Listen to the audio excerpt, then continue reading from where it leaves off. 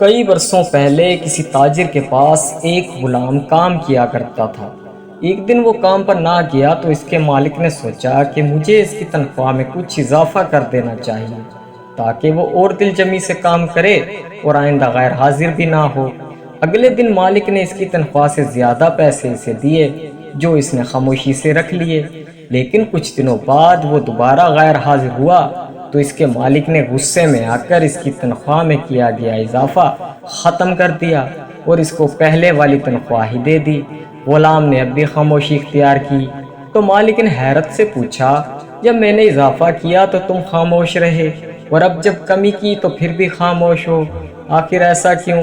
تب غلام نے جواب دیا، جب میں پہلے دن غیر حاضر ہوا تھا تو اس کی وجہ میرے بچے کی پیدائش تھی، اور آپ کی طرف سے تنخواہ میں اضافے کو میں نے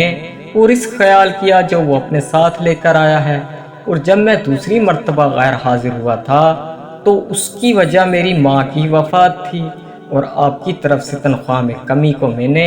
وہ رزق خیال کیا جو وہ اپنے ساتھ واپس لے گئی۔ پھر میں اس رزق کے خاطر کیوں پریشان ہوں جس کا ذمہ خود اللہ نے اٹھایا ہوا ہے؟